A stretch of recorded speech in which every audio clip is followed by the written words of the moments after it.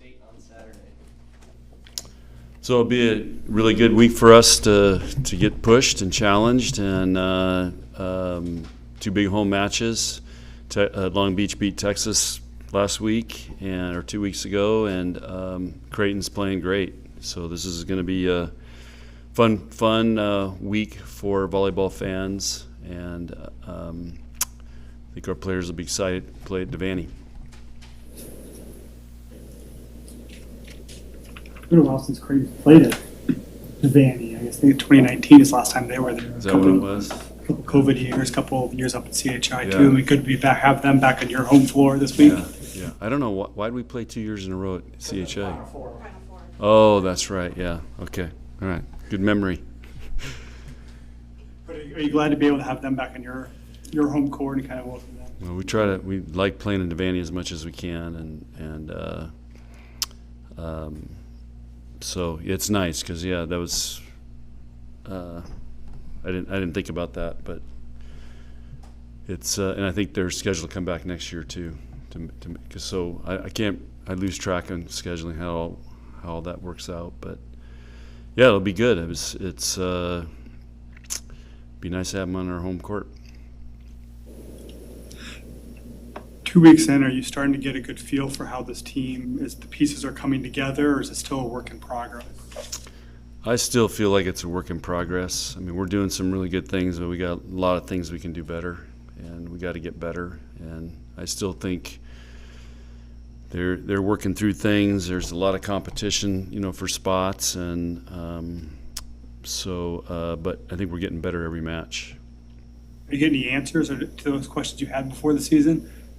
I think in a season you never have all the answers. You never just sit down like, okay, we got it all figured out. There's always something to get better at. So each week we start the week. What do we need to get better at? Look at our stats. Look at video. How can we improve? And we go to work today and work on improving it. That's how you get great by December. What are a couple of things that are at the top of your list this week to improve on? Serving and passing. That's always going to be something. So we'll spend a lot of time on that today. Offensively, maybe just being a little more creative and opening that up a little bit. Those would be the two biggest things. When you mean creative in terms of where Bergen's setting it, or what do you mean in terms of being more creative? Just start adding more stuff to our offense that make teams think about it a little bit. The 5 new freshmen, this being the first time they play in this rivalry match, do you tell them kind of the importance of it to this state, or do you just try and have them treat it like any other match? Well, we'll treat it like any other match, but one of our goals is to be state champs. So we played Omaha. I think Omaha plays Creighton next week, so we'll have a state champion this year. So that's one of our goals. Can you discuss the job Kirsten's done really bringing that program to national prominence over the last couple decades? Yeah, it's been amazing. It's they're very good. They play a lot of great teams. In the non-conference, I think their challenge is when they get in the Big East. They're not playing the level of teams that you're playing in the Big Ten every week or some of the other conferences. But she's done to have, you guys would be losing your minds if Nebraska basketball and Creighton basketball were both ranked in the top 10, 15. I mean, it would be pretty epic. And, it's kind of standard every year that they're ranked top 10. I don't know what they're 15th or something like that right now. So it's pretty amazing for the state of Nebraska to have 2 top 10 volleyball teams or top 20. Your assist specifically kind of makes them go. What stands out about her game? She's a workhorse. She carries a big load, plays 6 rotations, and she gets a lot of sets. So she's gonna a lot of their points go through her, and she's just if you look at her stats this weekend, they played 3 matches. I mean, she's getting 50, 60 sets a night. That's a lot, and so like I said, she's a workhorse. She does a great job. Sean, last couple of years playing Creighton, these matches have been pretty exciting, got down to Yeah. the very end. How have you guys had success against them in these close matches? I don't know. It's just the last 2 times we played went 5, right? Yeah. So it's been we've had several 5-game matches, and it's great volleyball. It's great. It has become a rivalry, and it's a great in-state, and it's great for our fans and for all the high school kids and everything to see. Wow, these are 2 great teams here in Nebraska. And again, I don't want to discount UNO. They're going to have a great season. So they're just not quite at that level yet, but they're making progress too. What stands out about Long Beach State? They got a great setter. Tyler's a great coach. They play really fast, and he's got several transfers in, so he's upgraded his roster. And it's not easy to beat Texas. Did you watch that match and kind of what did they do well that? I'm on Creighton right now, so we're not looking ahead. I know you're not looking ahead specifically to the Long Beach State team, but do you plan to spend any extra time hanging out with Tyler and catching up? It's kind of hard with their schedule, but we'll hang out at some point.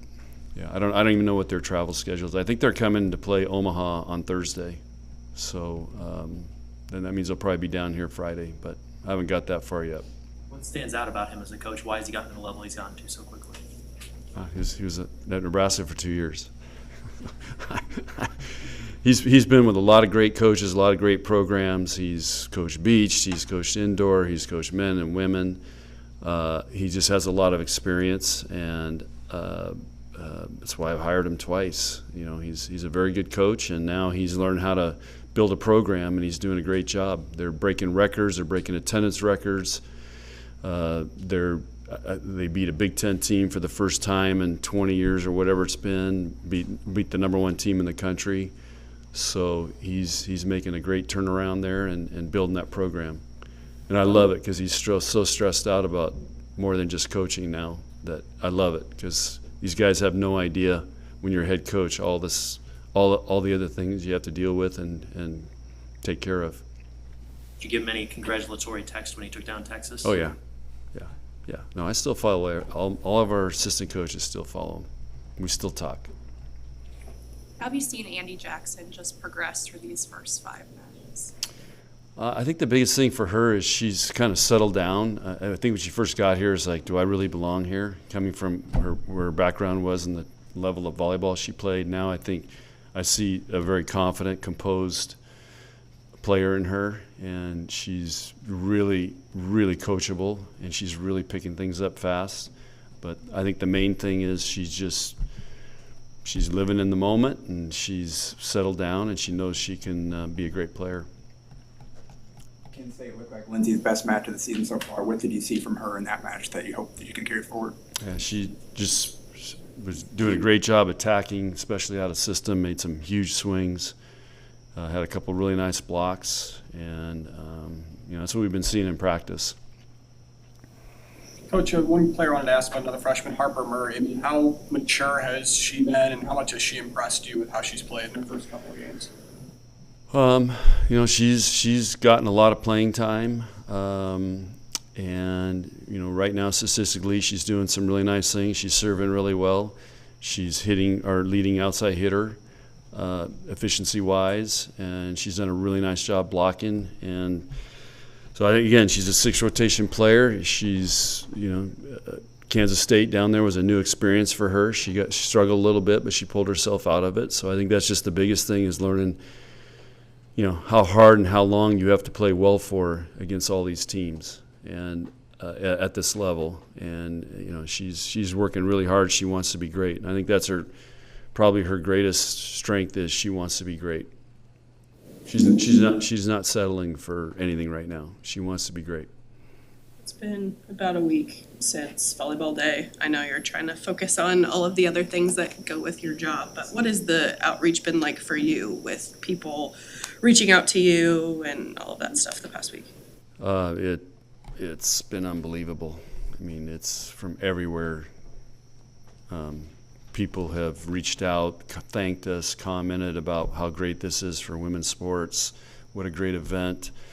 World record. We were on every news station last week. It's been great. I think it's the feeling you get. It impacted a lot of people. It was a dramatic moment for women's sports, for volleyball, for Nebraska, and so it's not just going to be an afterthought that goes away. It was like I said, a dramatic moment that people have latched onto. And we could say just maybe it's not just 8,000 people; it was 90. And I think the other thing is Coach Pettit wrote a nice little thing on social media about kind of how it impacted him. But the thing that he really points out is 92,000 people came to celebrate women's volleyball and athletes in this state, and that ain't happening anywhere.